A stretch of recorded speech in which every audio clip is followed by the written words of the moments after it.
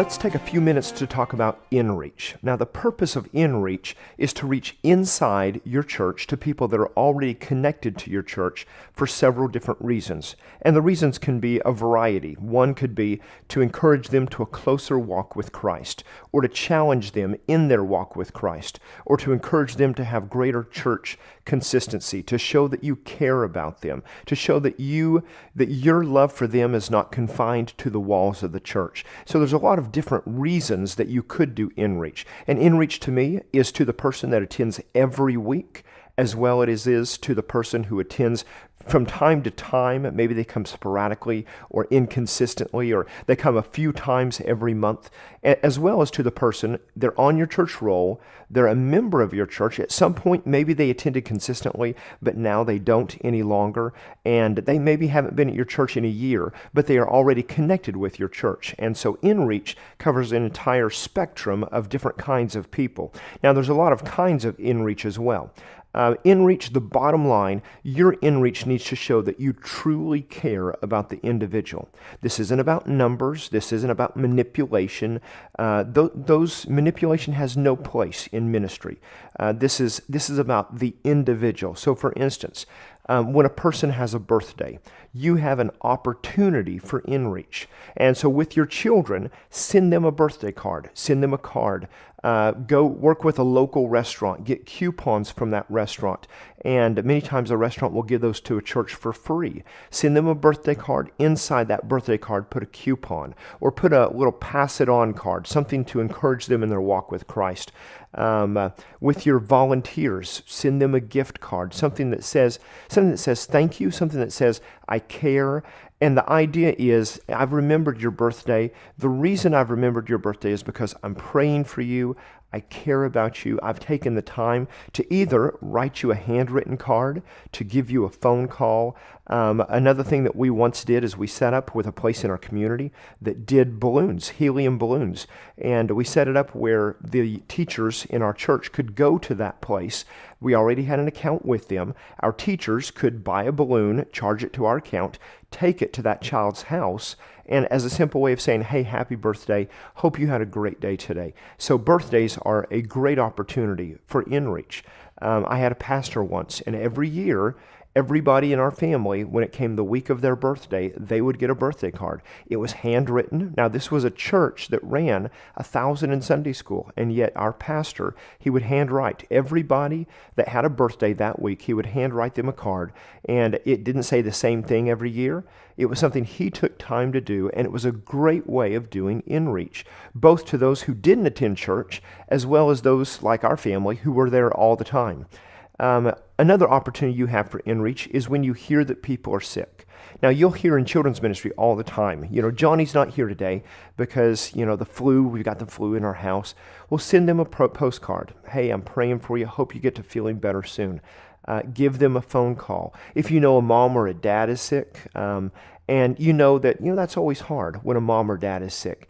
Why not drop by the house, drop by something to eat, drop by some dessert. A lot of times my family, in our community, we have a Papa Murphy's pizza. And the great thing about Papa Murphy's is you buy a pizza, but it's not already cooked.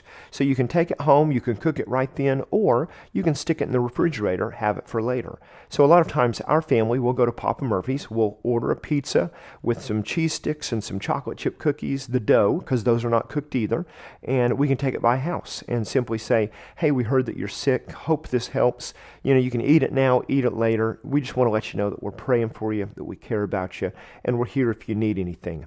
Now, when people are sick, it's also very important that if you say, we're here if you need us, that you really mean you're here if you need us. And so be honest, be sincere, let your love be genuine. Don't let it be a gimmick. You don't want to be known for being gimmicky. You don't want to be known, because I have known churches that were known for being very willing to offer help, but in reality, when it actually came down to it, they would say, hey, if you need anything, let us know. Hey, if you need us to watch your kids, if you need us to, they would offer all these things, but they really weren't willing to follow through. They were saying what they knew they ought to say, but the action wasn't there in reality. So you need to make sure that you're true to your word and that you really look for ways to help people. Encourage people, send letters. There's lots of ways to do it. You can send handwritten letters, you can send printed letters. Personally, I type faster than I handwrite, so it's easier for me to send a printed letter than a handwritten. But at the same time, I know that it's more impacting for me to sit down and handwrite a letter, even though I don't have the best handwriting in the world. Then you also have to keep in mind when you're doing postcards, when you're doing letters, you have to keep in mind the age of the person you're writing to. You may be writing to somebody that hasn't learned cursive yet. So you're writing to a kindergartner or a first grader. And so on those postcards, you're going to want to print your words so that the kids can read them as well. Look for family situations. Anytime there's a change in a family, you have an opportunity to help. You have an opportunity for Inreach. And so, for instance, if a family in your ministry is moving, you have an opportunity to say, hey, I heard you're moving. Let me know if you need any help, and I'll see what we can get together to come by to help you move. We've all been through moving. We all know how unpleasant moving can be. Now, some people, they want to do the moving themselves simply because it's their stuff. They've got their way of how they want to do it, and that's great. And if there's a family like that and they're like, no, we just want to do it ourselves, then on the day that they're moving, why not run by McDonald's and pick up a bunch of hamburgers and some different French fries and bring them lunch by, and let them know beforehand, so that, hey, well, since you're moving, hey, would you like us to bring lunch by for you and whoever's helping? There's lots of ways that you can help people. The first time that we moved, our church, they surprised us. They came by with 15 hamburgers and French fries, and it was plenty for everybody who was helping us move. But it was so nice because we didn't have to think about it, and we were working hard, and it's always a distraction when you have to go get food and you've got a job that you want to get done. So look for times where there are changes in a family situation. A death in the family is another opportunity. And of course, you're seeing that Inreach, a lot of it really falls under, hey, I care about you. It's not that you say, hey, we're going to do some Inreach. You see the need. It's a person who's connected to your church. And so you say, okay, I'm going to meet your need. I'm going to be there for you. There was a family in our church, and the dad passed away in a tragic accident. And they had a child, and then they had a younger youth. And so while Mom was with our pastor and some others, and she was going to pick out the coffin, I went over to the house and simply sat with them. And we didn't talk about the accident. We didn't talk about how they felt. I was there to do that if they wanted to. We sat there and we played games and we played video games and we talked and we laughed and we ate. And we did a lot of things, and it was good for them. Sometimes just being there is the wisest thing to do. When there's been a situation and someone's passed away or somebody's sick, sometimes what they don't need is for you to come in and need them to talk about the situation. There was a fifth grader, and his mom passed away. She was having surgery. It was a minor surgery, but things went terribly wrong. And so I got a phone call that she had passed away, and I went up to the hospital, and his dad was in the hallway talking with people. Our pastor was there already, and he was in a room by himself. And I went into the room, and I said hi to him, and I told him, I'm so sorry that this has happened. And I said, I'm here for you. If you need anything, if you want to talk, that's great. If you don't, that's great. I'm just going to sit here. And if you need anything, I just want you to know I'm here for you. And I sat in that room, and we just sat there silent. He didn't feel like talking. I mean, he was literally in shock. He sat there, and we sat there really silent. And that's what he needed. He just needed someone in the room. He didn't need to talk about it. He didn't want to talk about it. It was too close to the reality of the situation. And so after about 45 minutes, his dad came in the room and said, hey, it's time to go. We're going to go. And so I looked at him, and just the last thing we said in that meeting right there was, I'll see you later. I'm praying for you. But we sat there for 45 minutes. And you've already heard our whole conversation. What I said when we came in, what we said when we left. And the rest of the time, I just sat there with him, because that's what he needed. So sometimes when someone's sick or there's a tragedy, they just need someone to sit with them, to be there, not to offer advice, not to push for, tell me how you're feeling, not to play psychologist, but just to be a friend. And so look for opportunities inside family situations, inside crisis, inside family change, where you can step in and you can truly show the love of God. This is not connected to an alternate motive. You're not trying to get something from them. You're simply being what a believer in Christ should be to a brother or sister in Christ. As far as Inreach, again, there's also postcards. With postcards, you can buy postcards. Now, the sad thing about Christian postcards is if you want a Bible verse on your postcard, you're going to pay more for that. And so you might consider printing your own postcard. Another thing you can do, there are organizations where you can go choose your card, actually type in a personal letter, and they will actually mail it for you. One of these places is a website called sendoutcards.com. And you can get on there, and once you have a subscription and you've paid into your account, they'll actually send it for you. You simply sit down, write it. You can send out a lot of postcards very quickly, and it's not that expensive. It's a little more expensive than a stamp because you're paying for their service as well. But you can send a lot of postcards very quickly that way. Another great idea is to take pictures of your kids. Take pictures during events, during camp, during Bible school, pictures during Sunday school, and nice pictures, not to the distant shot where there's lots of background clutter, but up close face picture of this one child or this child and their friends, and they're all smiling and have their arms around each other. And then take those, have them printed on 4x6, a 4x6 size, and simply use it as your postcard. And so now you're sending a card. Parents aren't going to throw it away because it's a picture of their child. They're more likely to keep it. Now, if you do this, a few things, and I'm speaking from experience here, is don't write on the back of the card, because if you do, and it's going to bleed through a lot of times, especially if you use a pen, it actually kind of pushes through and it ruins the picture on the back side. So a lot of times what I do is I'll take a label, and I've created a format where I can print the label, and then I can write on that label. So I can write the label and stick it to the back of that picture, so I'm not actually writing on the back of the picture. Now, it's stuck there, it's permanent, but it's not going to bleed through. It's not going to be obvious. If you use a Sharpie, a lot of times you'll see it on the back side of the picture, and so you're able to send that picture with a message, personal note written on the back.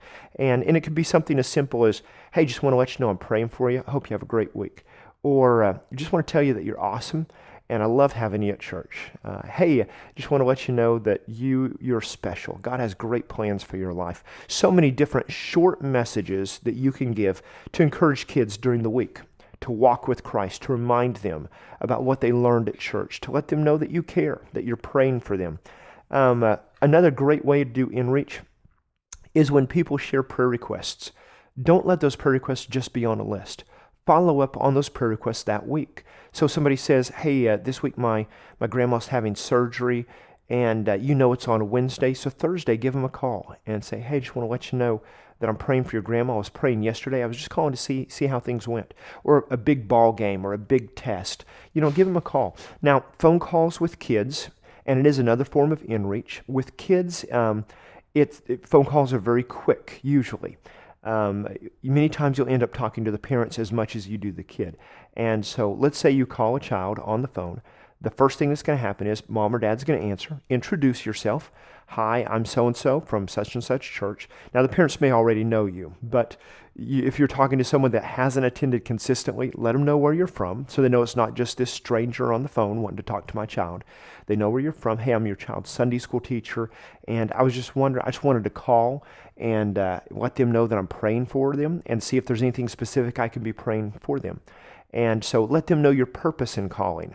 Or it may be an active attender. Hey, this is such and such, and I was just calling to wish Johnny a happy birthday, and let them know why you're calling. And that way the parents know. And a lot of times, very quickly, they'll hand the phone off to their son or daughter, and then your conversation may go something like this: Hi, Johnny. Just want to let you know that I'm praying for you. I hope you're having a great week at school. How are you doing? Fine. There's this silence. And a lot of the answers you're going to get are going to be one word or one sentence. And, well, that's great. Hey, is there anything specific I can be praying for you? And then, most kids, they're not as experienced talking on the phone as we are. And so we can pick up the phone, chat, have a conversation. We're used to talking to people that we don't see eye to eye. Now, our kindergarten, first and second graders, they don't have a lot of experience doing that. And so the conversations with them are usually going to be very short, very one word, one line, and you're going to have to lead the conversation. And with simple questions like, first tell them why you're calling, and then ask them, it's okay to ask them questions. Hey, how are you doing today? Is there anything I can be praying for you? But at the same time, don't purposely draw out the conversation. The fact that you've called them, you've said, hey, you're special, I'm praying for you. And at the end, tell them, hey, just, I care about you. You're an awesome guy. I'm so glad you're part of our church. Hey, I'll see you Sunday, okay? And then usually there's a little bit of a pause and they say, okay. But phone calls, another great way to do Inreach. And it really means a lot to people when you take the time to actually give a call and have a conversation with them. Letters, again, inside letters, you can put a coupon, you can put a pass it on card. And the pass it on card, it's just a little card with a gospel saying or a spiritual challenge. You can make your own pass it on cards. You can have kids in your ministry make cards to pass around. And it's called a pass it on card because you're supposed to read it and pass it on, although in reality, nobody really does. But kids, a lot of times the younger kids, they like pass it on cards with animal pictures on them. And so there's many things you can do as far as just including that. Include a sticker in your letter, or on your letter, put some stickers on the outside of the envelope. Write the address in a colorful marker and use a sticker on there. Hey, you're awesome, or God loves you. And so there's different ways that you can spice it up. And sometimes the detail means a lot as well. And then again, a printed or handwritten letter really goes a lot farther than a generic one. You can do giveaways as an Inreach. Now, giveaways, a lot of times that's, hey, this Sunday, everybody who comes, they're going to get a bouncy ball. We're going to have a ball on this Sunday. And so what you're doing is you're encouraging people to come. And because, a child might go, hey, I really want a bouncy ball, I'm going to come. Now, it may be a special snack you're doing. We've talked about this a lot in some of the other sessions as well, as Sunday school boosters and ways that you can draw people and help them to make a commitment to be more consistent. There are certain times where Inreach works better. Of course, Inreach works good anytime there's a situation. Situational Inreach is really the best. But then there's also seasons where families are looking for change. When school starts back, families are more likely to make a commitment to be more consistent. When a new year comes, right there in that first end of December, early January to mid-January, people have an intention of making life change. And so you can use those as opportunities as well to reach out. Then you can use engaging themes. Again, we've talked about this in some of our other sessions, in Sunday School Boosters as well. Basically, the key here is you want to communicate with your families what you're doing. As far as Inreach, it's important that you keep your families informed, that you have good communication, and that can be through, and really the best way to communicate with your families changes from church to church. It might be through mail, regular mail, it might be through postcards. I find that postcards work better than letters. And the reason for that is somebody gets a letter, they see your church name, they actually have to open it to see the reason that you sent them that letter. And many times, they're not going to open it. They're going to throw it in the trash. But a postcard, at a glance, they need to be able to gain the idea of what that postcard's about. So right at the top, big letters, let them know what this postcard's about. That way, even if they don't read it all and they throw it away, they've already got the idea. Or maybe what's written on there, it'll draw them in to actually read a little bit more before they throw it away. I've been in churches where you can send information about events, and a majority of your kids will get that information. And I've been in churches where, and really the age of the church is a younger age, we send postcards to kids, and on Sunday morning we'll say, how many of you got this postcard? And literally 20% or 25% of our active attenders got it. And it's because mom and dad didn't pass the card along to the kids. And I'll tell our kids, well, hey, if you didn't get it, you need to tell your mom and dad to give you your mail. And I'll use our kids in that way. Say, hey, and send one home with them. And even tell them, hey, this is about the event coming up next week. Show it to your mom and dad. they've probably already seen it. And if this is the first time you've seen this card, ask your mom and dad, did we get one of these in the mail? Because, they said we did, but I didn't see it. Let mom and dad know, hey, I want my mail. Because sometimes mom and dads, they'll see that and they'll go, we have other activities that Saturday. I don't want to deal with the conversation of telling them we can't go. And sometimes this is a good symptom, because it's a symptom that when you're doing something, your kids, they want to be there. And so they don't want to miss it. And so the parents, when they know they can't be there, they don't want the kids to know that they can't be there, because they don't want their kids saying, oh, but mom, dad, I want to be there. They're doing such and such. And so they'll just discreetly throw the card away. And so it's bad in one way. It's kind of funny to me in another way. So just be aware that just because you send something through the mail doesn't mean that it'll ever make it to your kids' hands. Of course, email, your kids are not going to see the email. What you put in the email needs to be for parents. And the best way to communicate is in a lot of ways.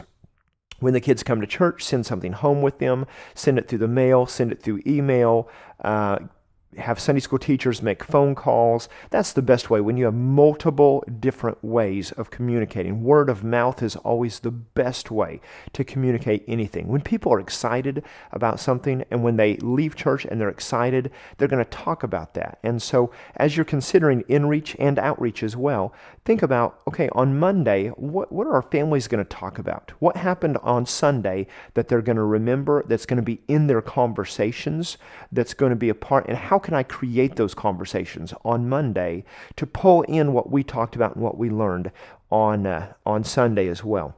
And also, here's another idea for Inreach. Do some audio recording. Now, right now, that's what I'm doing. I'm talking into a microphone. I've got a headset on. This headset has a microphone that comes across. It's got a USB, and I'm plugged into a laptop. Right now, I am not sitting in some fancy church recording room. Right now, I'm not sitting around all these buttons and controllers. I'm not using a high-tech microphone. I'm using a microphone. I'm using a laptop, and I'm recording straight into it. And there's nothing that stops you from doing the same thing. In fact, with these recordings that we're doing, I started to wait. I started not to do these recordings because my thought was, I want to wait until we can buy something better so that we can have this recording area. And then it occurred to me, what am I doing? Because I want to be able to look at you and say, hey, you can do exactly the same thing that I'm doing right now. There's nothing that stops you from sitting in a room like I am right now, talking on a headset mic or even a little stand mic into a computer. Right now I've got a MacBook Pro and I'm using GarageBand and I'm recording straight into it. And later on I'll transfer this over and we'll put it on a CD, we'll put it on a website.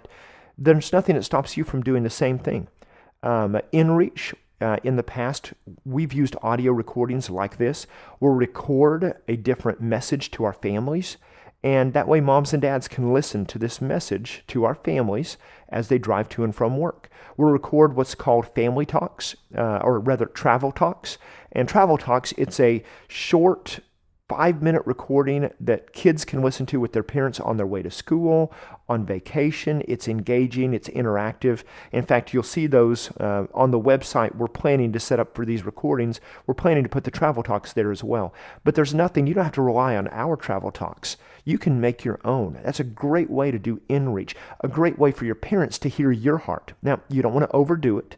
1 a month is sufficient. And give it variety. Let it be challenging, let it be funny, let it be engaging, let it be interactive. Take a look at what we've done. And then let your own ideas come out. Let your own personality come out. Or maybe you're not a personality and you think, hey, I just don't have a personality that is charismatic, but maybe in your church you have someone that would be able to make that recording, and you kind of guide them in the content. Maybe you do an introduction or a closing at the end, just a few minutes. Me personally, I put off making these audio recordings for months, and the reason is because I don't like the sound of my own voice. Oh, it's hard for me to make these recordings and then to listen to them as we edit, and we do a little bit of editing. Sometimes we stick music on the front side and the back side, and it's something that's very easy to do on a program like GarageBand.